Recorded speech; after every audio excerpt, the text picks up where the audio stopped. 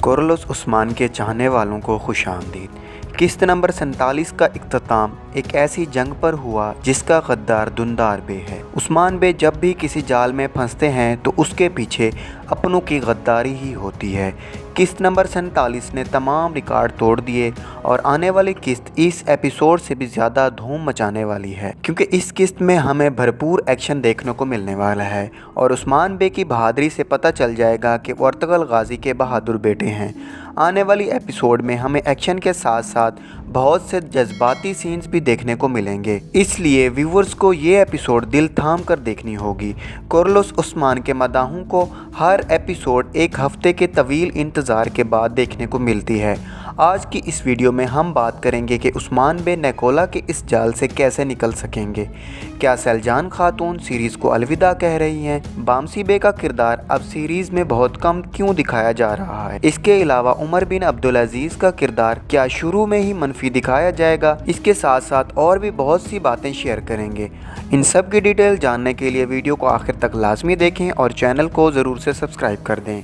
अगर बात करें सैलजान खातून के बारे में तो नाजरीन, सैलजान खातून अपने कबीले की तरफ चली गई हैं, क्योंकि वहां जाकर वो अपने कबीले वालों को उस्मान बे के कबीले की तरफ लाने के लिए राज़ी कर सकें। लेकिन इसके पीछे बात कुछ और है। नाजरीन, आपको बताते चलें कि सैलजान खातून का किरदार अदा करने वाली अदाकारा उम्मीद से हैं, इसलिए उनको सीरीज़ से दूरी अख्तियार करनी पड़ी। लेकिन जैसे ही उनके हालात ठीक हो जाएंगे तो वो दोबारा सीरीज़ को ज्वाइन कर लेंगी और हो सकता है कि कुछ अरसे के बाद सैलजान खातून की मौत भी दिखाई जाए।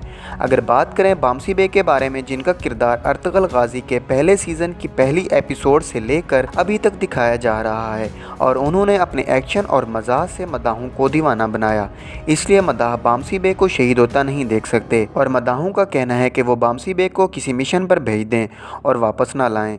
इसके अलावा अगर बात करें कि उनका किरदार अब बहुत कम क्यों दिखाया जा रहा है, तो नाजरीन आपको बताते चलें कि बामसी बे का किरदार अदा करने वाले अदाकार ने एक और सीरीज़ सुल्तान यावस्सलीम में किरदार अदा करना है और वो चंगेज़ कोस्कन के मुखालिफ काम करने वाले हैं। नाजरीन, अगर उमर बिन अब्दुल अजीज़ की बात करें, क्या उनका किरदार अरसलान की तरह शुरू में ही मनफी दिखाया जाएगा? लेकिन अगर तारीख पर नज़र दौड़ाएं तो वो बहुत ही अच्छे इंसान थे और उन्होंने सल्तनत की तामीर में उस्मान बे का काफ़ी साथ दिया था, इसलिए उनके मनफी किरदार के बहुत कम चांसेस हैं। उस्मान बे की बहादुरी का कोई सानी नहीं है। अगर वो किसी जाल में फंसते हैं तो वो अपनों की गद्दारी की वजह से ही होती है। पिछली एपिसोड में वो दुंदार बे की गद्दारी की वजह से निकोला के जाल में फंस जाते हैं, लेकिन इस पर उस्मान बे अपनी जहानत के बलबूते पर इस जाल से आज़ाद हो जाएंगे। नाजरीन, आप कोरलोस उस्मान सीरीज़ में कौन सा किरदार ज़्यादा पसंद करते हैं? हमें कमेंट बॉक्स में ज़रूर बताएं।